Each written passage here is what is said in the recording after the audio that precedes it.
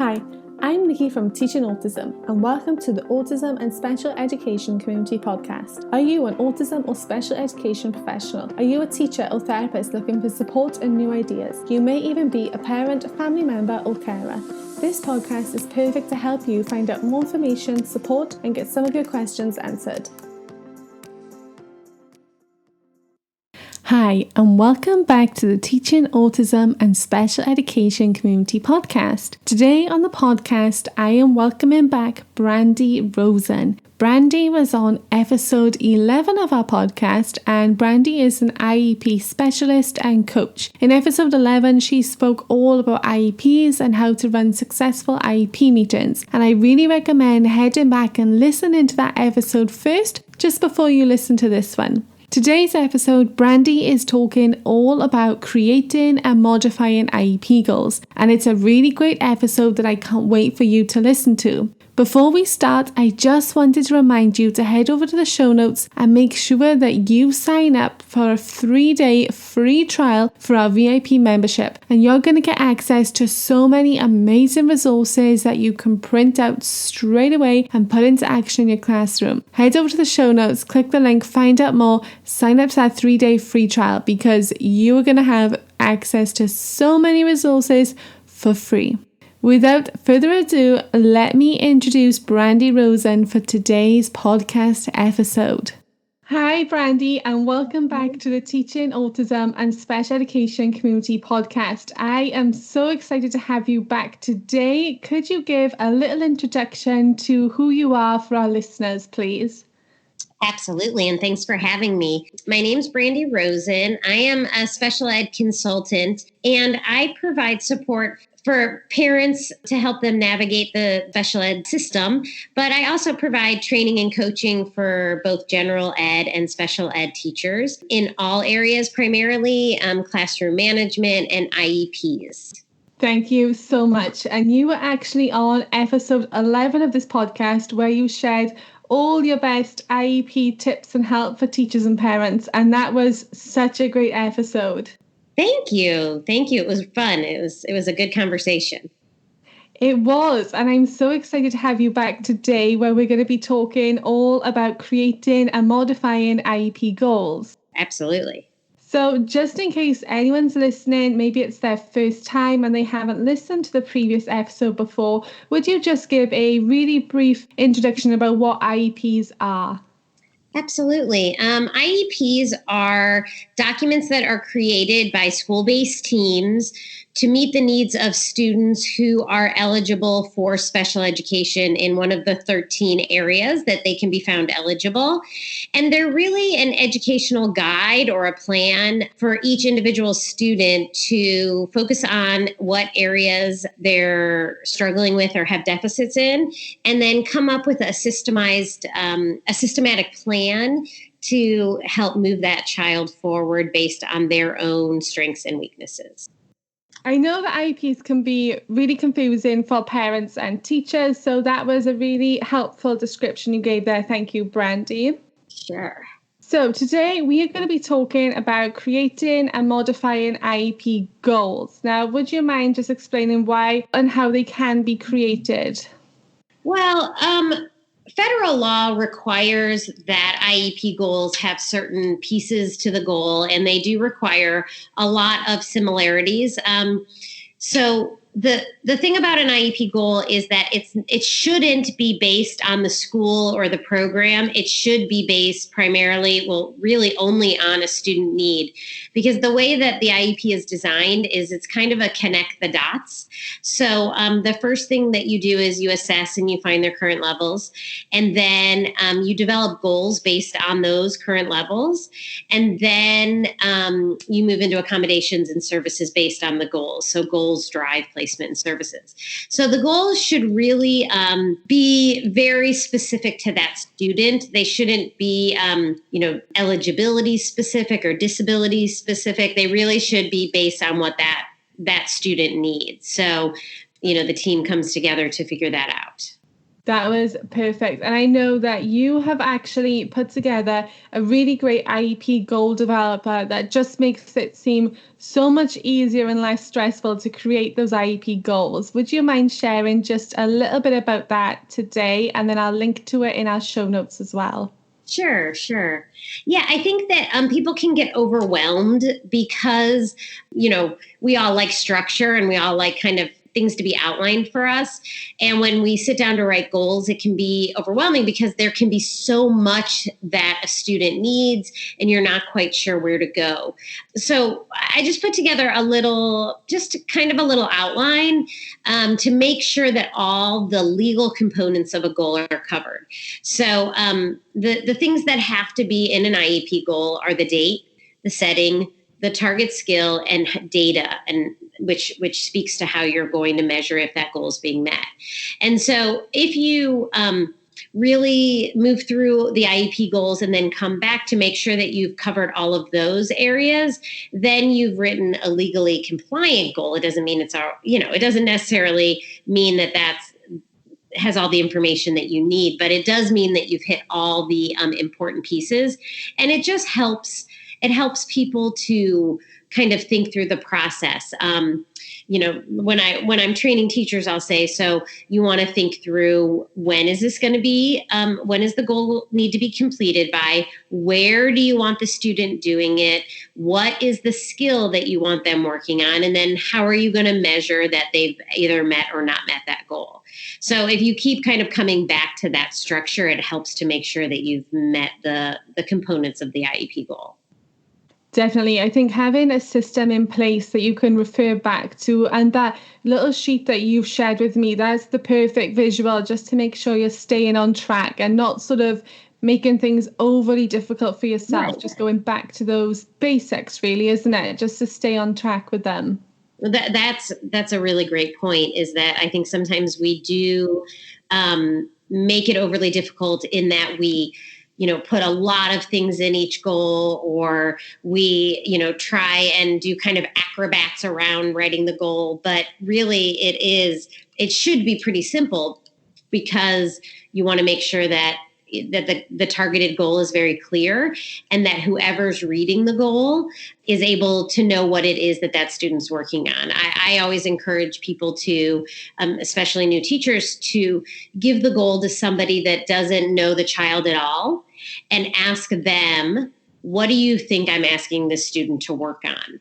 Because if it's not clear to them, then it's likely not clear to other people as well. So that's kind of a nice checks and balances. I love that idea where they give it to someone else to see if they can understand it. And I think that would benefit anyone, because sometimes, like you say, we can put off making these goals for so long. And then when we do get down to making them, sometimes we can make them too wordy, or maybe we're just dancing around the goal instead of actually just writing down the exact goal we want to work on. Absolutely. We try. And the other piece that comes into that is oftentimes when we're writing goals, we are writing goals for students that we know well. And so it's hard because sometimes you don't put in things that are important, or you put in too much because you really know that child. But the idea is you have to, you're trying to write a goal basically with the assumption that somebody that doesn't know the child would be able to implement the goal. So that's another piece of it. And just always good to have a second set of eyes on it. Definitely a second set of eyes. You'll be surprised how much just someone else can pick up from reading something you may have read so many times. Yeah. But that second pair of eyes, so helpful. Absolutely. So while we're on this subject, there was a question that I had come in actually that I think would fit in nicely here, where we are so used to making goals for students that we know, and maybe they've already had past IEPs that we can look back on and things. But one woman wrote in, and she has students come to her who have never been in a school before, never had an IEP before, and a lot of the times she panics about writing their first ever IEP goals. So she said, do you have any advice to just make that a little bit easier for her and make sure she is on the right track for putting together that first IEP? That's a really great question. And those are for sure, in some ways, the harder IEP, but in some ways easier because you don't really have anything to go by yet. But yeah, I think the best piece of advice, it really in all cases, is one of the laws to live by is that if a student has a deficit in a present level or a current level, then they need a goal. They need a goal in that area. If there's a goal, they need to make sure that there's a deficit in the present levels. So what I do is I actually encourage teachers and I work with them to kind of write out a chart. So where I have them write all the present levels that there's deficits in. So say there's a reading comprehension deficit, and there's a math computation deficit, and there's a communications deficit. Then I have them write those out on one side of the paper. And then I have them write the goals that they've developed or are thinking of develop on the other side of the paper. And then I just have them really draw lines between the two. It sounds really simple, but and then you make sure that you've covered everything. So that's kind of your guideline. So if you have these, say 3 or 4 deficit areas, then you have to write goals for those particular deficits. And that may be it. And that's great. And so you want to just make sure that those are connected. If you end up and you see that you wrote a goal and there's no deficit, then you probably don't need that goal. Or if you see that there's a deficit and there's no goal, then you need to write a goal in that area. So that's kind of a nice cheat sheet to be able to make sure that you've covered the areas that you need. I love that. And it's such a simple system. You don't have to make it overcomplicated. It really is that easy. And you can just so easily identify if you're on the right track for them as well. Right. And that's really the goal. I mean, special education is so complicated and there's so much to it that any time we can put in any kinds of systems or checks and balances that simplify things is always a good idea. Definitely. The simpler, the better. I love it when the workflow just runs smoothly. Right. So one more question I did have was from a lady who she's unsure who can create IEP goals. So she often has created them herself, but there's a teacher in another classroom who gets her staff team together to create their IEP goals. So she wanted to know, what would you think is the best way? Who should be creating these goals? Well, I mean, I think it's an interesting question, and I don't know that there's one particular answer. In general, the specialist or the expert in that particular area should primarily write the goals. So if it's a speech and language goal, then the speech and language therapist should write it. If it's an occupational, therapy or a fine motor goal, then the OT should write that. Generally, that is the way that it goes. Academics, then that should really be the special ed teacher. Again, collaboratively with team members is always the best way, because you want to get input about how that student is performing across different areas. I think the only place where that's a little bit different is when you're working with a student with more moderate to severe disabilities or kind of global delays. Oftentimes, it's super helpful to write those goals as a team, because in general, multiple providers will be giving input to the goal as well as how they serve that goal. So it's generally less broken apart than it is for a more mild to moderate kind of student with disabilities. Because if you have a child who has severe cognitive delays and maybe impacted across multiple different areas, then the speech person, the OT person, the special ed teacher, they may all be kind of collaborating and working together on particular goals. So those are really nice to work together in that way. General ed teachers should not be writing IEP goals. That is one of the things that sometimes comes up. The special ed teachers can be getting input from general ed teachers, but the special ed teachers are the case manager to be writing those goals. That was perfect. Thank you. And I like what you said, how everyone sort of has something to bring to the table as well. The speech and language therapists, occupational therapists. And I think sometimes we all see things from a different way. So working as a team does help us create the best goals for each individual student as well. Right. Now, another thing that gets brought up a lot is this is often by teachers who I feel find the IEP targets are quite overwhelming for them and they don't know maybe how to create them. So they try and access IEP goal databases, whether these are online, whether they're in the school. What are your thoughts on an IEP goal database? Well, so I think that a database is a good starting point. So I think that especially for new teachers who don't have a lot of experience, I think that if you use those databases as really a jumping off point to look at the structure, to get some ideas on goals. But I am not a huge proponent of cut and paste IEP goals in general because the law requires that that the IEP is individualized. And so I have more concerns when there are goals where it says, this is the reading comprehension goal that I use, or this is the, phonics-based goal I use, because that may be your base goal, but since each student is different, they may have deficits that drive kind of a different focus for the goal. So I when I coach teachers, I encourage them to look at the goal banks, to look at the goals that they can find anywhere, and then just take those as kind of the structure and the skeleton of the IEP goal, and then put in your own own individual work.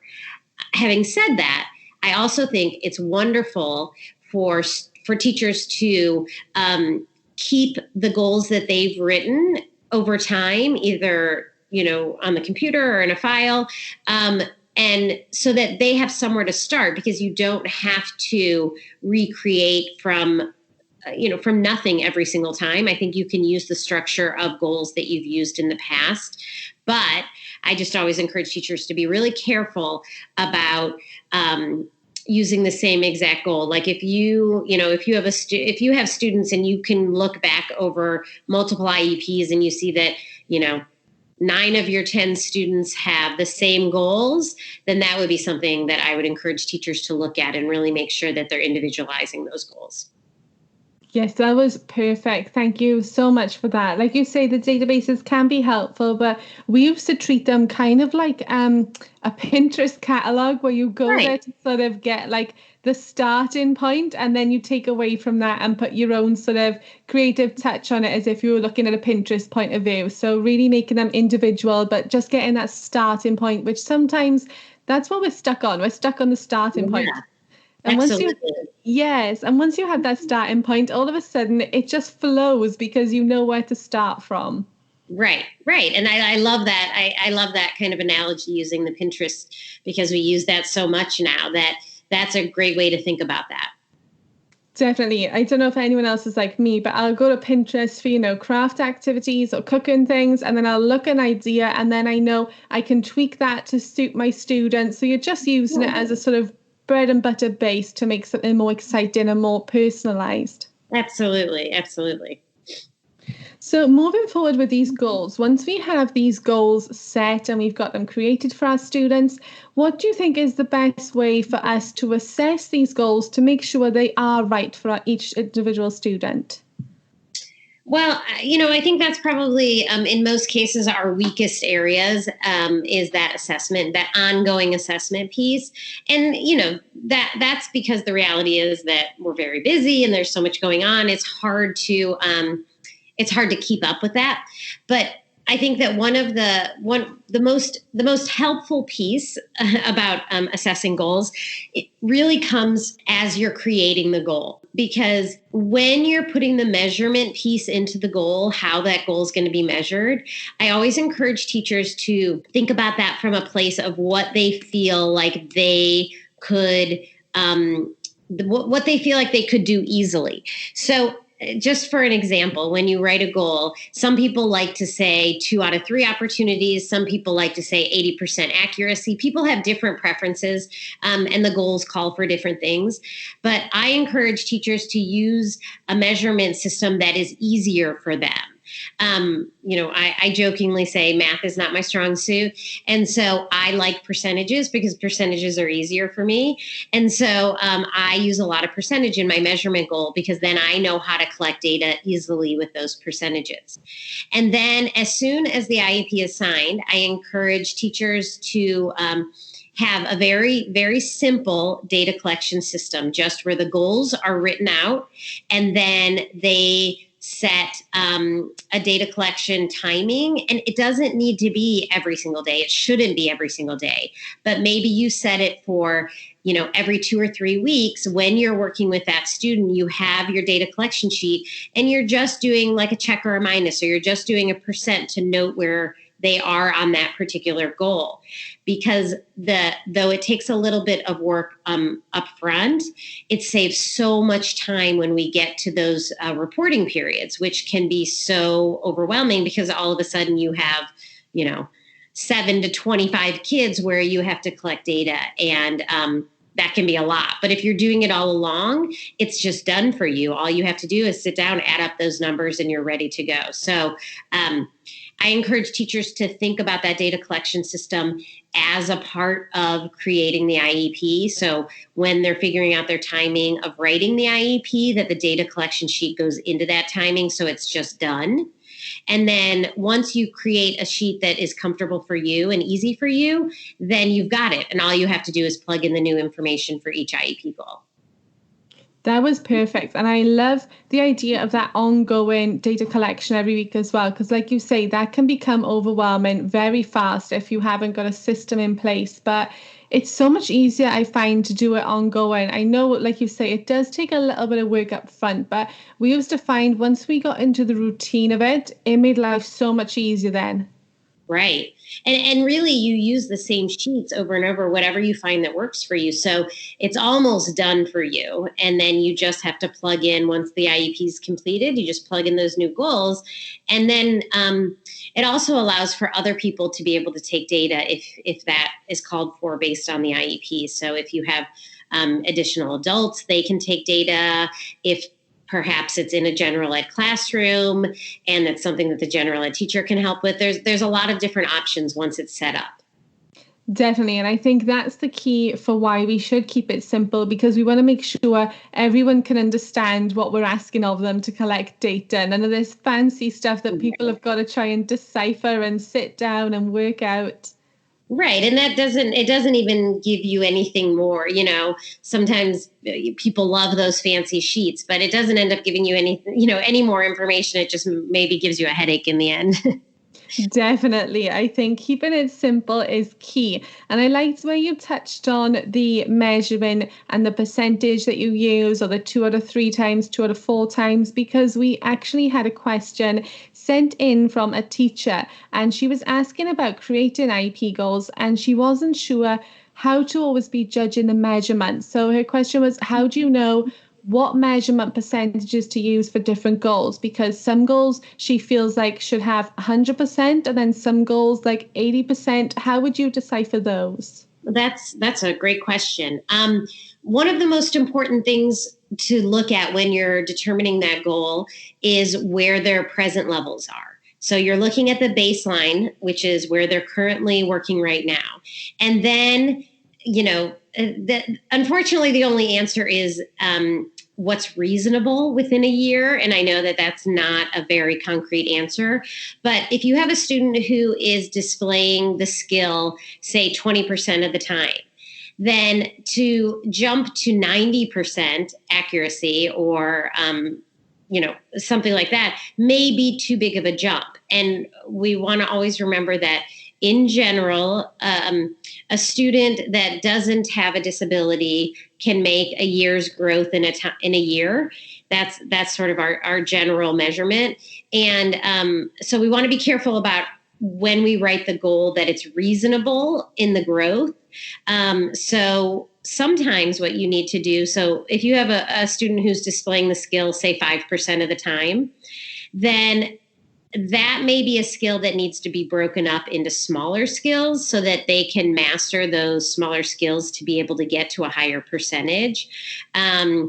I'll use attending, say, as an example. So if you have a student who is currently attending or paying attention 5% of the day, and you want to write a goal, and you sit down and you look at the data, and you're trying to write a goal that they'll attend 90% of the day, that's probably too big of a goal, because it's unlikely that they will make that large of a jump in that amount of time. So instead, you may want to break up that goal into two different goals where, say, they're attending during a small group activity, and then another goal for attending in a large group activity, because maybe they're able to meet that small group attention goal easier than the large group. So it is kind of it's kind of detective work, and it takes some creativity and really looking at what you're measuring. But I just as kind of a wrap up on that, I'm very weary of 100% goals, just because very few of us, exist in the world at 100%, meaning we're constantly at all times doing something or able to display a skill. So I always encourage teachers to really think about if that's an appropriate expectation at 100%, because that means they can never not do it. And so IEP goals should definitely be set up to push kids, but at the same time, in a way that's respectful of what's reasonable. So, that 100% is kind of a tricky one, unless it's something obviously like a safety goal or something where you really do need that to happen at 100%. So just something to think about with that as well. Definitely. 100% makes me nervous, because we're all human, and I still make mistakes now. Like, even if I had a goal for, counting or something really simple, if I'm in a hurry one morning or I'm rushing for something, it's really easy for me to make a human error. And even more so if I can feel, maybe I've had a stressful morning, I can feel someone watching me. It's human error, isn't it? You're never going to get 100% in everything. No, that's how I feel too. And I don't know that, at another level, if we want to send that message to kids that, that the expectation is that there's no room for error. So just something to think about on that as well. But just really thinking about what's reasonable in a year's time, what that growth should look like is important to determine how you set that measurement. Definitely. And I think it's so easy for us. Sometimes we can overestimate, but sometimes we can underestimate our students' growth as well. Right. And I think that, that's important oftentimes when we're sitting talking to parents as well, to let them know that when we're writing goals, we're really doing educated guesses, because we don't have a for sure guarantee that they are not going to make progress. But what's wonderful about an IEP is that it's an active living document. So if we write a goal and we're 3 months in and the student has met the goal, that's awesome. Then we come back to the table and we write a new goal to be able to push them either further. And then on the flip side, if we write a goal and we're 6 months into the year and we see that they're really not making progress on that, then we come back to the table again and we say, there's something going on. We want to look at this a little bit closely. Like I said, maybe we need to break the skill down a little bit, but it doesn't have to be we're sitting down today and we'll never sit again. We'll never sit down again until next year, and this goal has to sit. Definitely. I think it's great to treat it like a working document. And like you say, some students may hit a goal really quick, and that's not a reflection either. I've seen so many teachers panic when their students have hit a goal early and they think, oh my gosh, I've done something wrong. They've hit it too early. I think we're so personal with ourselves and taking things personal, but really we should just appreciate how fantastic it is the student met that goal, and now we can try something else as well. Absolutely. Absolutely. And the flip side is not to be super hard on ourselves if a student is not meeting the goal in the way that we expected, because there's just a lot of variables, like you said, we're humans. And so, a lot of things can come into play that we didn't expect, or we didn't know that they would react a certain way or whatever. And that's okay too, that we can come back and look at that as a team. Definitely. And we can never be fully in control. Something could happen at home, something could happen with the student. There's so many things that come into play that can have an effect on our IEP goals that we set. Absolutely. Now, one thing I really wanted to talk about, because this is something I feel like everyone finds really difficult, is how can we identify if a goal needs modifying? Like, when's it too soon to look at modifying that goal? When's it too late? It's such a little tricky thing to get right. I know it is tricky. And again, I think, it's when I'm coaching teachers, I'm constantly saying like, oh, well, there's no easy answer to this. Oh, there's no one right answer, which I know people want to have that one right answer. But I do think that if you are at a progress monitoring period, whatever that may look like, within, say, 3 to 4 months, and if there is no progress at all, or even a slide, then I would say that's a red flag. It doesn't mean that it's not the right goal, and it doesn't even mean that any changes need to be made, but it does mean that as an educator, I would look at that a little bit closely. And generally what I see is that when that's the case, most often what's going on is that the goal was too big. It was too broad. And it just needs to be broken down a little bit. That's generally, it's generally not that it was the wrong goal or that it was the wrong skill. It was just too big or it was too broad. And so then I encourage teachers to come back and look at that and maybe, look at what I'm always encouraging teachers to look at what's the skill right before the skill we wrote the goal for. And that's where we can often find that we maybe skipped over a goal. I was skipped over a skill. We were a little too ambitious in thinking that they had mastered something. Just really taking that one step back and seeing if that's, if we're moving in the right direction. And then if that's not the case, sometimes, like you said, it can be that something's happened in the family or something's happened in the communities that they're living in, or, they were out because they were ill. Like there's a lot of other variables, but I think the important piece is that, that what we don't let happen is that we sit down for the annual IEP and we haven't examined these factors in the entire year, yet they hadn't made any progress. So that's where I think it's more of a concern, where we say, yes, we notice this is going on. We're looking at this is happening. We'd like to change the goal, or maybe we think the goal is still great, but we need to change a little bit of the services, things like that. Just really being aware and on top of that lets us know where we need to move next.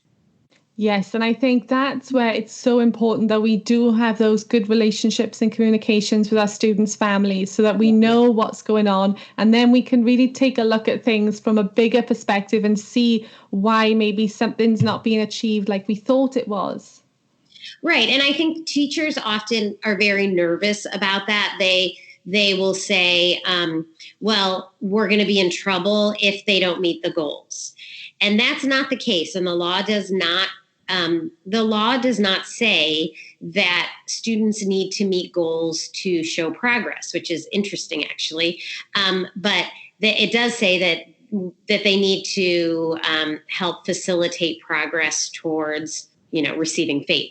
And so it's okay if a student doesn't reach the goal. It's okay if they, we shot a little bit high or something else happened, as long as they're making progress and as long as we have data to show that they are moving in the direction that we want them to do. And I mean, a lot of times we sit down and the student didn't meet the goal because maybe they met a part of it, but they didn't meet another part of it, or they didn't quite get there and we had expected this progress, or we had hoped for a certain level of progress and they made great progress, but not quite there. So we'll look at what we need to do differently. And that's all part of, what we do as an IEP team. And that, to me, that's a good sign. That's like exciting, where everybody's involved and it's changing and it's growing as you move through. Definitely. And I think, like you said, there's no reason to be scared or worried. I think just being open and honest and really putting across all the information you've gathered, that's going to back you up anyway. That's going to show that you've tried things. And unfortunately, maybe it's just not right now. But we once had a parent and we had to tell them, there was a goal that was just a little bit too big. And I'll never forget because he just turned around and said, well, if you do split this goal, we were going to split it into three different skills, I think it was. He said, so you were going to take him back one step, but he's going to go forward 4 steps after that, possibly. Yeah.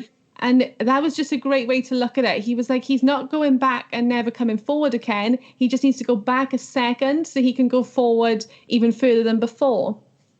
That's great, and what a great parent, and I love that whole idea of that. And I agree with you. I think that important piece is that you have the data that shows a parent really what you're talking about. We had a situation where we had a goal for a student who she was in elementary school, a student with autism, and we had a goal that she would be able to attend for like a 20-minute small group session. And then when we started collecting data, we found out that though she was sitting quietly, she wasn't really even attending for 30 seconds.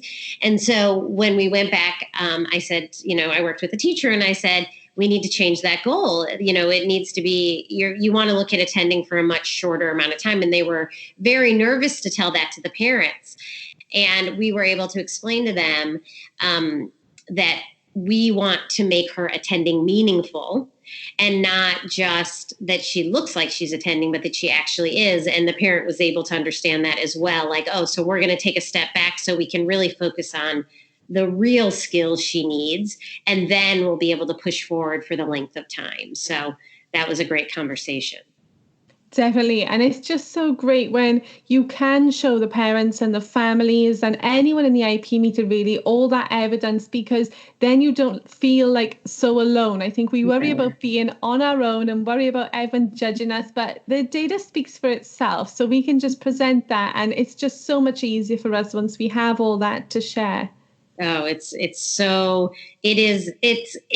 is the probably the thing that makes our job the easiest is to have the data, because it helps us work, so collaboratively with families, and it really helps guide our instruction, which is, the other major piece of our job. So definitely. And just while we are still touching on modifying these IEP goals, who can modify an IEP goal? Well, so that's a great question. And this is an important piece. The law is very clear on this, that an IEP goal has to be modified within the structure of an IEP meeting. And so it's not something that can be done just like at a meet, just at like a conference with a parent and a teacher.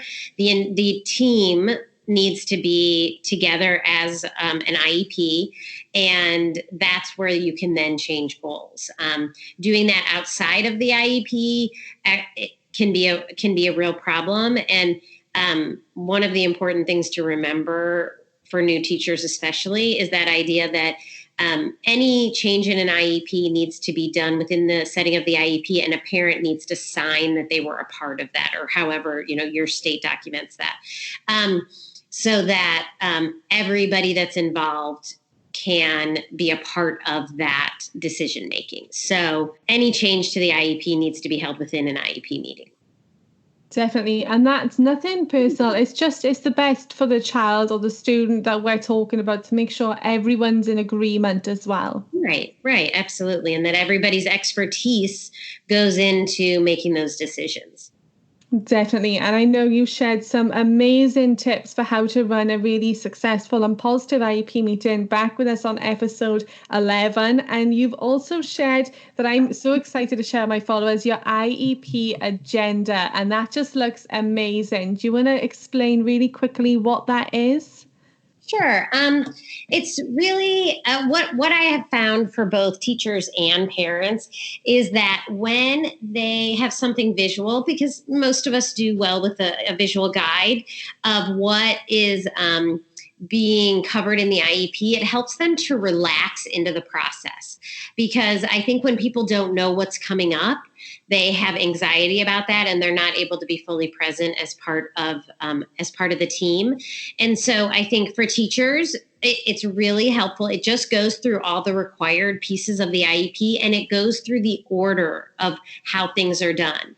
And this is kind of one of my passions is for teams to understand this, that that there's a reason that IEPs go in the order that they go in. So, and like I said earlier, it really is just a basic connect the dots, but each of those portions of the IEP really feed the information into the next portion of the IEP.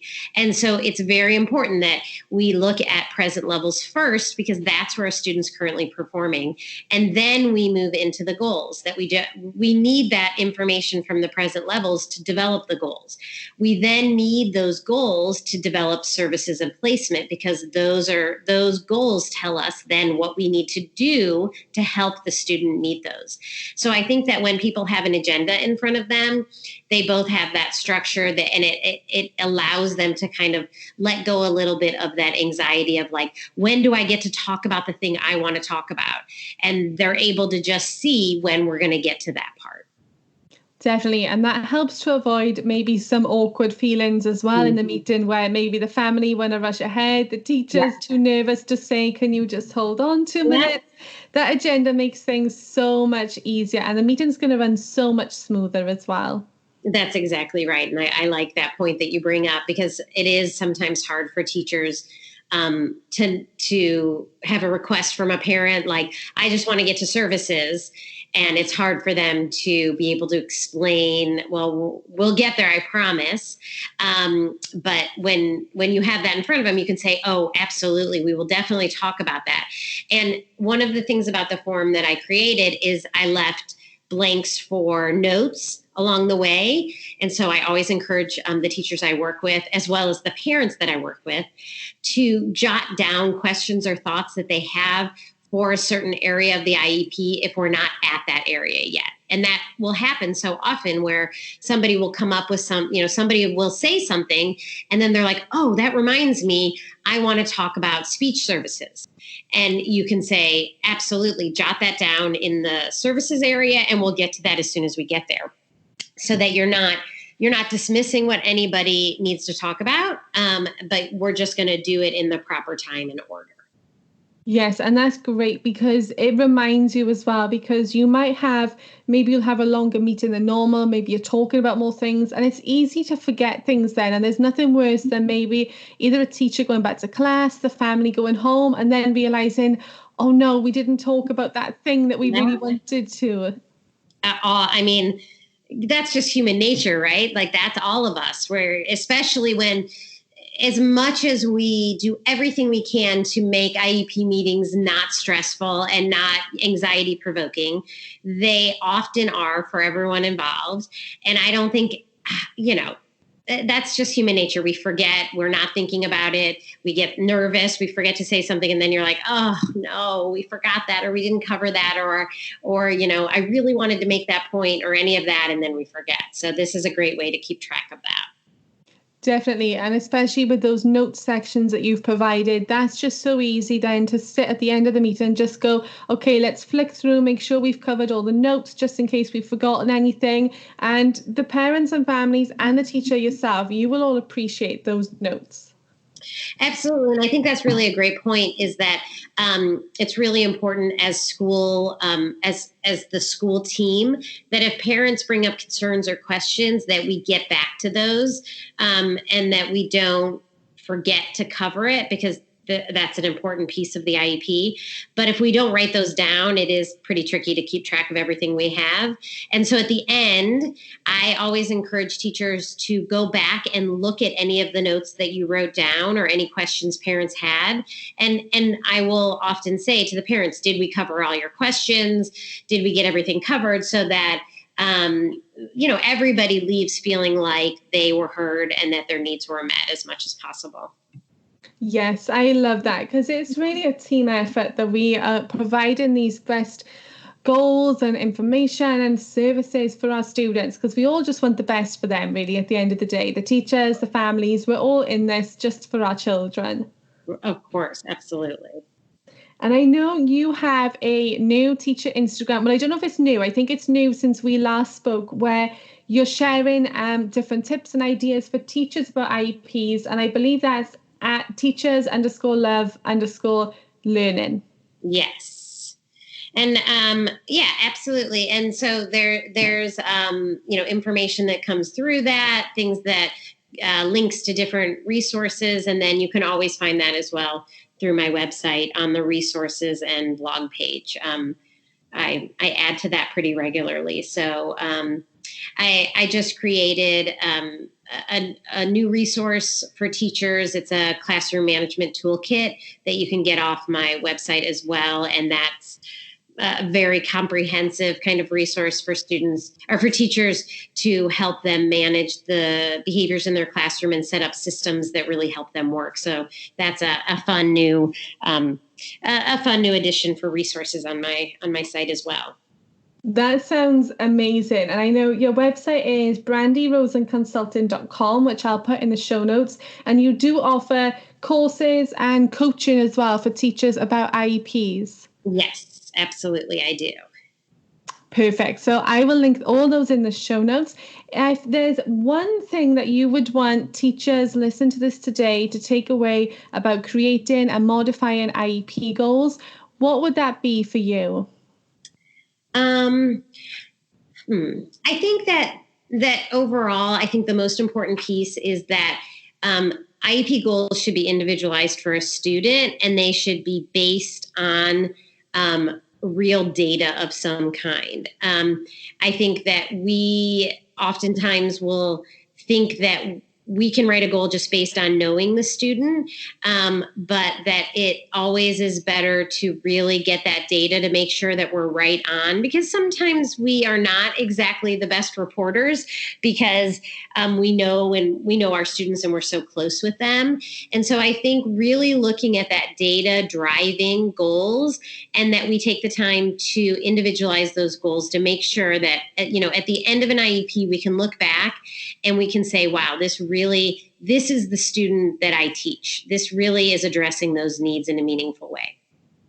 That was perfect. Thank you, Brandie. This is another amazing episode. I love when you come on and talk about IEPs. Like, I just want you to come on every week because I learned so much from you. Thank you. You're a pleasure to chat with, and I'm happy to share. Thank you so much, Brandie. I'll put all of those links in the show notes so everyone can access all the amazing resources you have to offer, as well as your website and Instagram as well. But thank you so much for coming on today, Brandie, and giving us your time. Thanks, Nikki. Talk to you soon. Thank you so much for tuning in to listen to today's podcast episode with Brandie Rosen, all about creating and modifying IEP goals. I have included all the relevant links that we have talked about in the show notes for today's episode, so just head on over and click the links that you were after. Be sure to head back to episode 11 where we discuss IEP tips for teachers and parents with Brandie. That is a fantastic episode that will totally change how you run your IEP meetings to make sure they're positive and successful for everyone involved. Thank you for listening, and I'll speak to you again soon.